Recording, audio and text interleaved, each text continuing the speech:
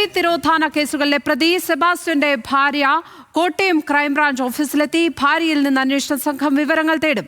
വിവരങ്ങളുമായി ഗോകുൽ രമേശാണ് ചേരുന്നത്. ഗോകുൽ, എന്തൊക്കെ കാര്യങ്ങൾ പോലീസ് അന്വേഷണ സംഘം ഭാര്യയിൽ നിന്ന് ചോദിച്ചറിഞ്ഞു എന്നാണ് മനസ്സിലാകുന്നത്? ഈ കേസുമായി പുറത്തേക്ക് വരുന്ന ഒടുവിൽ കിട്ടുന്ന വിവരങ്ങൾ എന്തൊക്കെ? ലക്ഷ്മി, അല്പസമയം മുമ്പാണ് ഈ സെബാസ്റ്റ്യന്റെ ഭാര്യ ഏറ്റുമാനൂർ സ്വദേശിനി അന്വേഷണ സംഘത്തിന് മുന്നിലെത്തിയത്. കോട്ടയം ക്രൈംബ്രാഞ്ച് ഓഫീസിൽ ഇപ്പോൾ അവരുടെ മൊഴി രേഖപ്പെടുത്തിക്കൊണ്ടിരിക്കുകയാണ്.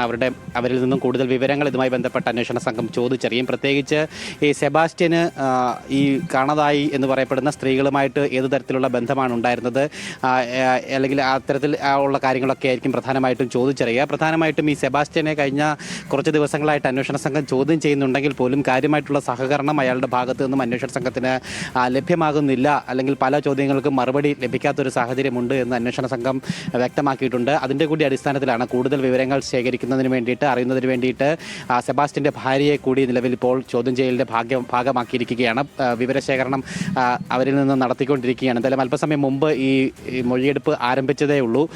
ഇന്നലെയാണ് ഇവർക്ക് ഈ അന്വേഷണ സംഘത്തിന് മുൻപാകെ എത്താനായിട്ട് കോട്ടയം ക്രൈംബ്രാഞ്ച് നിർദ്ദേശം നൽകിയത്. എന്തായാലും ഈ കുടുംബത്തെ കൂടി ഈ അന്വേഷണ പരിധിയിലേക്ക് കൊണ്ടുവരുമ്പോൾ കൂടുതൽ സമ്മർദ്ദം ഈ സെബാസ്റ്റ്യനിൽ ചെലുത്തിക്കൊണ്ട് കൂടുതൽ വിവരങ്ങൾ ശേഖരിക്കാൻ സാധിക്കുമെന്നുള്ളൊരു വിലയിരുത്തലാണ് നിലവിൽ അന്വേഷണ സംഘത്തിന് ഉള്ളത്. എന്തായാലും നാളെ കൂടി മാത്രമേ ഇയാളെ കോട്ടയം ക്രൈംബ്രാഞ്ചിന് കസ്റ്റഡിയിൽ കോടതി അനുവദിച്ചിട്ടുള്ളൂ. നാളെ കസ്റ്റഡി കാലാവധി തീരുകയാണ്. അതുകൊണ്ട് തന്നെ പരമാവധി വിവരങ്ങൾ, പരമാവധി തെളിവുകൾ ഈ കേസുമായി ബന്ധപ്പെട്ട് ശേഖരിക്കാൻ തന്നെയാണ് അന്വേഷണ സംഘത്തിൻ്റെ തീരുമാനം. അതിൻ്റെ ഭാഗമായിട്ട് നേരത്തെ ആലപ്പുഴ ചേർത്തല പള്ളിപ്പുറത്തെ സെബാസ്റ്റ്യൻ്റെ വീട്ടിലെത്തി തെളിവെടുപ്പൊക്കെ നടത്തിയിരുന്നു.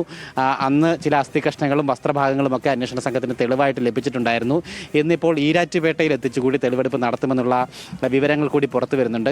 ഈരാറ്റുപേട്ടയിൽ ഈ ഏറ്റുമാനൂരിൽ നിന്ന് കാണാതായിട്ടുള്ള ജൈനമ്മ എന്ന് പറയുന്ന വീട്ടമ്മയുടെ ഫോണുമായിട്ട് ഈ സെബാസ്റ്റ്യൻ ഈരാറ്റുപേട്ടയിൽ പോയിരുന്നതായിട്ടുള്ള വിവരങ്ങൾ അന്വേഷണ സംഘത്തിന് ലഭിച്ചിട്ടുണ്ടായിരുന്നു. അവിടെ ഒരു ഫോൺ കടയിൽ ആ ഫോൺ റീചാർജ് ചെയ്യുന്നതിന് വേണ്ടിയിട്ട് സ്വിച്ച് ഓൺ ആക്കിയിട്ടുണ്ടായിരുന്നു. അപ്പോൾ ആ ടവർ ലൊക്കേഷൻ അവിടെ അന്വേഷണ സംഘത്തിന് ലഭ്യമായിട്ടുണ്ട്. എന്തായാലും ഇന്ന് ആ കടയിൽ എത്തിച്ചുകൂടി ഇയാളെ തെളിവെടുപ്പ് നടത്തുമെന്നാണ് പ്രതീക്ഷിക്കുന്നത്. എന്തായാലും ഇന്നിപ്പോൾ ഈ